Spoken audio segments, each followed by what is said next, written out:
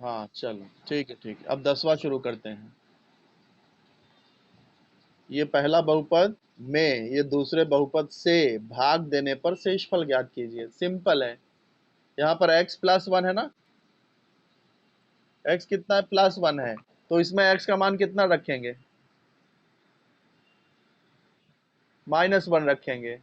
और अगर शेषफल 0 आ गया तो देखा, सॉरी, हमको गुणनखंड नहीं ज्ञात करना, माइनस वन रखेंगे, जो भी आंसर आएगा वही शेषफल होगा। तो 10वां सवाल देखो, x रेज टू 31 प्लस 31, पहला बहुपद दिया है, दूसरा बहुपद अपना क्या है, x प्लस वन है, x प्लस वन। तो पहले बहुपद को हम लोग p ऑफ x मान लेते हैं, p ऑफ x बराबर x रेज टू 31 प्लस 31। अब दूसरा बहुपद क्या है, x प्लस वन है, तो x बराबर क्या रखेंगे, x बराबर माइनस वन रखने पर, तो p x के जगह पे माइनस वन आ जाएगा, यहाँ भी x के जगह पे माइनस वन आ जाएगा, पावर यहाँ 31 है तो यहाँ भी 31 प्लस 31। अब मुझे ये बताओ यहाँ पर आंसर क्या आएगा, माइनस वन रेज टू 31 कितना आएगा,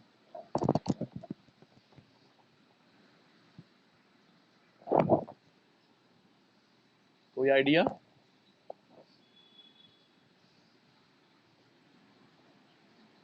अच्छा सिर्फ ये बताओ, 1 रेज टू 31 रहेगा तो कितना आएगा, माइनस छोड़ो, 1, नहीं बेटा गलत, 1 रेज टू 31 मतलब नहीं नहीं नहीं नहीं नहीं नहीं। आप समझे नहीं, देखो इधर देखो ध्यान से, मैं आपको रफ में कुछ समझाना चाहता हूँ, इधर समझो। देखो 1 स्क्वायर है तो इसका मतलब 1 इंटू वन कितना आएगा, 1 इंटू वन। अरे एक एकम एक होता है बेटा, 2 कैसे बोल रही है। 1 रेज टू 3 अगर है, 1 रेज टू 3 है तो क्या लिखेंगे, 1 इंटू वन इंटू वन, एक एकम एक, एक एकम एक, तभी भी एक ही आएगा ना। अच्छा 1 रेज टू 4 कर दूं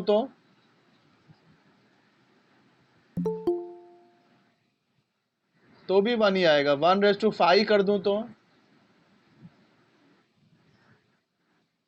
तो भी 1 आएगा, मतलब 1 रेज टू कितना भी घात रहने दो, हमेशा आंसर 1 ही आने वाला है ना। तो ऐसे ही 1 रेज टू 31 का आंसर भी 1 ही आएगा।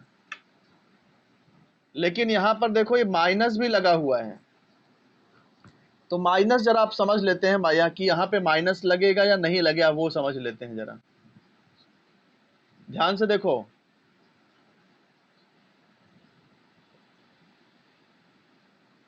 देखो अगर आप माइनस वन का स्क्वायर करते हो तो minus one into minus one आता है, और आप जानते हो माइनस इंटू माइनस प्लस होता है कि नहीं। ये माइनस का वर्ग अगर करते हो आप तो माइनस इंटू माइनस प्लस हो जाएगा, लेकिन माइनस का अगर घाते 3 करते हो, माइनस घाते 3,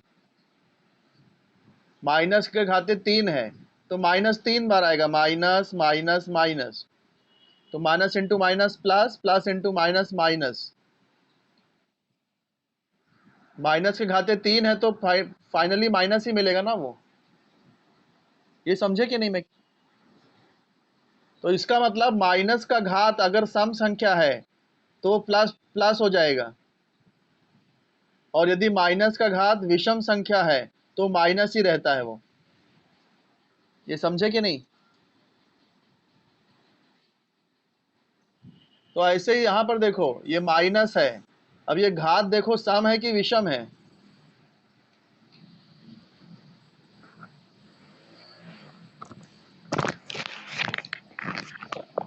क्या है, सम कैसे बेटा, देखो ये इकाई अंक, देखो इधर देखो, इकाई अंक सम है कि विषम है,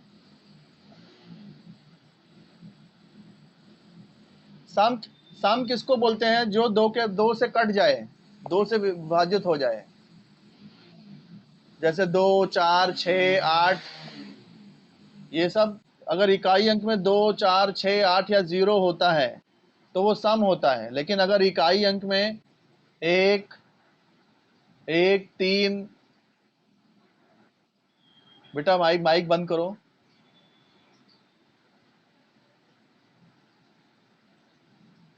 इकाई अंक में अगर 1 है, 3 है, 5 है, 7 है, इस तरह के अगर अंक हैं तो विषम संख्या होती है, तो इसलिए 31 विषम संख्या हो गई।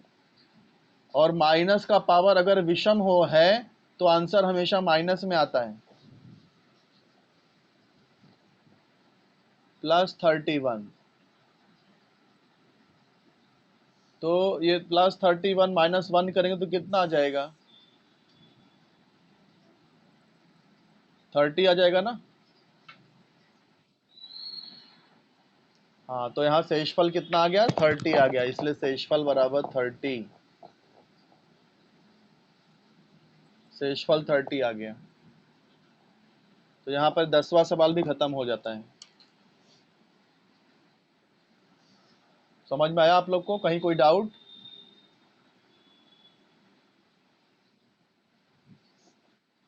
चलो ठीक, किसी को डाउट नहीं है तो आगे बढ़ते हैं, फिर 11वां सवाल करते हैं। 11वां सवाल में क्या बोला है कि हमको दर्शाना है, दर्शाओ कि m-1 यह बहुपद इस बहुपद तथा इस बहुपद का गुणनखंड है। तो हम लोग क्या करेंगे, m बराबर m-1 है तो m की जगह पे +1 रखेंगे। अगर शेषफल 0 आ गया तो गुणनखंड है, और हमें दर्शाना है कि गुणनखंड है तो 0 आना ही चाहिए। तो 11वां सवाल, तो पहले बहुपद, पहला ये बहुपद मान लेते हैं, P ऑफ m बराबर m⁻21 - 1। ये मैंने पहला बहुपद ले लिया, m⁻21 - 1। अब m ये कितना दिया, m-1, तो m बराबर कितना रखेंगे? ये m-1 है तो m कितना रखेंगे? 1, -1 है तो +1, m बराबर 1 रखने पर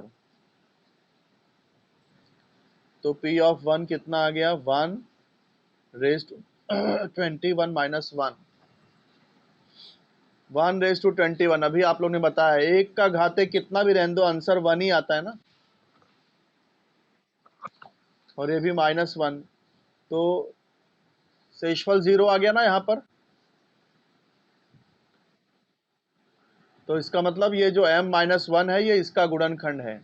अब दूसरे बहुपद के लिए भी चेक कर लेते हैं। दूसरा बहुपद क्या था, m⁻22 - 1।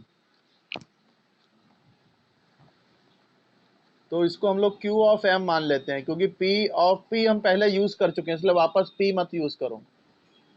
क्या दिया है, m⁻22 - 1। फिर से हम लोग क्या करेंगे, m बराबर 1 रखेंगे, क्योंकि हमको चेक क्या करना है कि ये m-1 गुणनखंड है कि नहीं, तो इसलिए m बराबर 1 रख करके देखेंगे। शेषफल m की जगह पे 1 आ जाएगा, Q ऑफ 1 बराबर 1⁻22 - 1। तो 1 कितना भी घात रहने दो, आंसर 1 ही आएगा। तो 1⁻22 भी 1, -1 आ गया 0। तो पहले बहुपद में हमने मान रखा तभी भी शेषफल 0 आया, दूसरे बहुपद में हमने मान रखा तभी भी 0 आया, यानी हर बार शेषफल 0 ही आ रहा है। इसलिए ये जो m-1 है ये दोनों बहुपद का गुणनखंड है। इसलिए m-1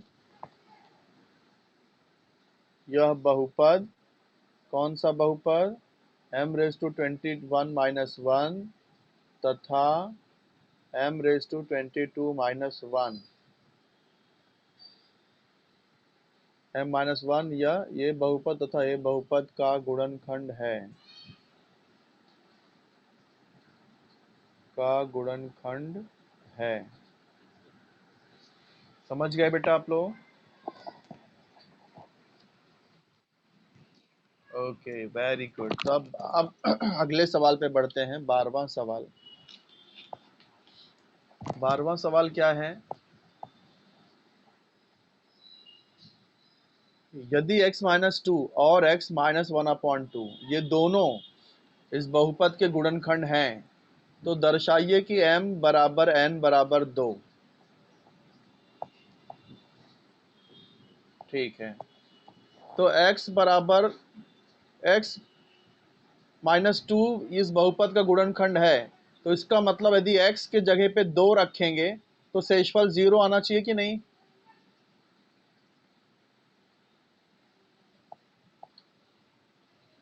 क्योंकि ये दोनों x माइनस टू और ये भी इस बहुपद का गुणनखंड है, तो गुणनखंड होता है तो शेषफल 0 आता है ना बेटा। तो इसलिए x माइनस टू इसका गुणनखंड है, इसलिए x के जगह पे 2 रखेंगे तो शेषफल 0 आना आएगा, बराबर। तो 12वें सवाल में सबसे पहले इस बहुपद को p ऑफ x मान लेते हैं। माना माना p ऑफ x कौन सा बहुपद था बताओ?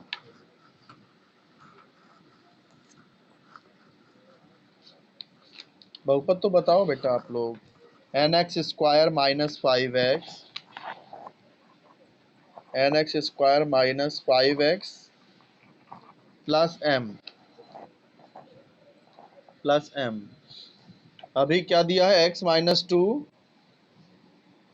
इसका गुणनखंड है, x माइनस टू गुणनखंड है, x माइनस टू यह p ऑफ x का गुणनखंड है। तो इसलिए जहां जहां x बराबर क्या रखेंगे? x बराबर 2 रखने पर तो p ऑफ 2 क्या आ जाएगा? p ऑफ 2 बराबर n 2 का स्क्वायर माइनस 5, जहां x है वहां 2 रख दो। अब यहाँ पे क्या दिया है कि गुणनखंड है, तो इसलिए जो शेषफल है वो 0 हो जाएगा, है ना। फिर ये n 2 का स्क्वायर हो गया 4, 5 दूनी 10 प्लस 5, 0 इज इक्वल टू ये हो गया 4n, ये हो जाएगा -5, -5 ये साइड ले लेंगे तो 0 + 5 हो जाएगा।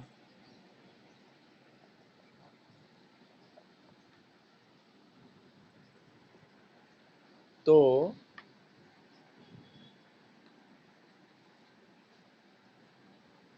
nx square -5x। अच्छा, एक गड़बड़ हुआ है बेटा, इसलिए मैं आपसे पूछ रहा था, आप लोग ध्यान नहीं दे रहे हो बेटा। यहाँ पर m था, 5 नहीं है। ध्यान से देखो, किताब है कि नहीं आप लोग के पास?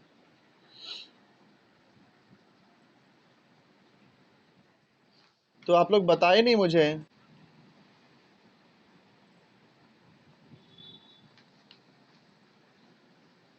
तो इधर तो m है ना, इधर m था ना, देखे कि नहीं आप लोग? तो मैंने इधर 5 लिख दिया और आप लोग बताए भी नहीं।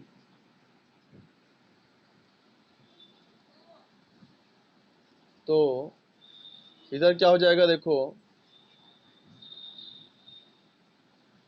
4n माइनस m, और ये -10 भी तो है यहाँ पे, तो ये +10 ये साइड में ले लेंगे तो -10 + 10 हो जाएगा। 4n माइनस m बराबर 10 आ गया, नंबर 1। लेकिन हमको प्रूफ क्या करना है? m और n ये दोनों का मान 2 है, ये प्रूफ करना है। तो यहाँ पर हमें ना तो m का मान मिला ना तो n का मान मिला, तो अब दूसरा देख लेते हैं। दूसरा क्या दिया है? x माइनस 2 x माइनस 1/2 ये भी इसका गुणनखंड है। तो अब इसके आधार पर शेषफल ज्ञात करते हैं, और शेषफल तो 0 ही रहेगा, इसके आधार पे m और n का मान ज्ञात करेंगे, है ना। x माइनस 1/2 यह भी बहुपद p ऑफ x का गुणनखंड है, दिया है। तो इसलिए x का मान अब कितना रखेंगे? 1/2 रखने पर, मतलब जहां जहां x है वहां वहां 1/2 रखेंगे। तो P 1/2 क्या हो जाएगा? P ब्रैकेट में 1/2 इज इक्वल टू, बताओ बेटा आप लोग,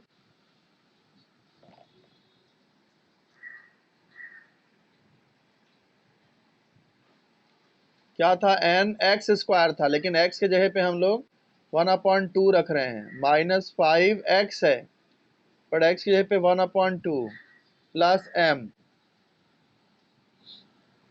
तो अब 1/2 यहाँ पर शेषफल 0 हो जाएगा, क्योंकि x माइनस 1/2 गुणनखंड है, इसलिए ये 0 हो जाएगा। ये क्या हो जाएगा? n पहले स्क्वायर कर देना, 1 स्क्वायर 1, 2 का स्क्वायर 4, माइनस ये हो जाएगा 5 1 जा 5/2 प्लस m। तो 0 is equal to n into 1, n/4 minus 5/2 plus m। अब देखो, 2 और 4 का लसावी 4 होता है, 4 से सब में गुणा कर दो तो ये बटे हट जाएगा। 4 से दोनों पक्षों में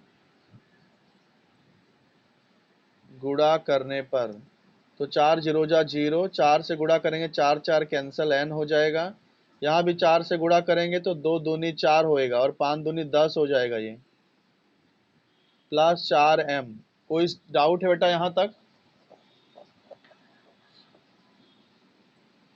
बोलो बेटा जल्दी। हाँ, कोई डाउट? ओके ठीक है।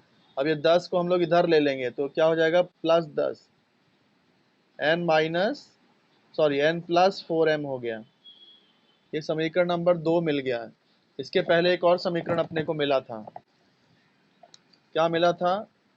4n माइनस m बराबर 10, और यहाँ पर हमको क्या मिला? n प्लस 4m बराबर 10 मिला। अभी तक हमको m और n के मान नहीं मिले हैं। तो देखो यहाँ पर, देखो बेटा ध्यान से देखो, इन दोनों समीकरण को हम लोग हल कर सकते हैं ना। 4n माइनस m बराबर 10 है पहले समीकरण में, ये मिला है। दूसरा समीकरण क्या मिला है? n प्लस 4m बराबर 10, ये दूसरा समीकरण मिला है। अब इसको हम लोग सॉल्व कर सकते हैं। कैसे करेंगे? देखो, इधर हम 4 से गुणा कर देंगे तो ये 4m बराबर हो जाएगा। समीकरण 1 में 4 से, या फिर दूसरा एकदम और सिंपल तरीका बताता हूँ आपको। ये आप लोग किए हो कि नहीं इस तरह से युगपत समीकरण हल करना? इस तरह का आप लोग किए नहीं, इसलिए ये समझेगा नहीं आपको, इसलिए दूसरा तरीका बताता हूँ। चलो देखो, ये समीकरण 2 से हमको n का मान मिल जाएगा। 4m को अगर मैं यहाँ ले लूँ, राइट साइड में ले लूँ, तो ये क्या हो जाएगा? 10 माइनस 4m हो जाएगा। समझे कि नहीं? मैंने क्या किया? 4m को राइट साइड में ले लिया, n कितना हो गया? 10 माइनस 4m। अब इस n के मान को 1 में रख दो। n का मान 1 में रखने पर, तो 4n कितना है? 10 माइनस 4m माइनस m बराबर 10। 4 दह में 40 माइनस 4 चौक 16m माइनस m बराबर 10। तो 40 ये हो जाएगा माइनस 17m बराबर 10। 40 यहाँ से हटा दो तो माइनस 17m बराबर 10 माइनस 40, तो माइनस 17m बराबर -30। अभी भी कुछ गड़बड़ आ रहा है, क्योंकि m का मान 2 आना चाहिए था, कहीं तो कुछ मिस्टेक हो रही है। अभी समय हो गया है, इस समय हो गया, इसलिए इस सवाल को हम लोग अगली बार फिर से हल करते हैं। तब तक आप लोग क्या करिए, 3.5 वापस से हल करिए, यही आपका होमवर्क है। ठीक है? कितने लोग आए थे आज के लेक्चर में? 15 लोग थे। ओके बेटा, होमवर्क करना, अभी एक एक करके लेफ्ट हो जाइए। ठीक है 16, ओके बेटा 16 लोग।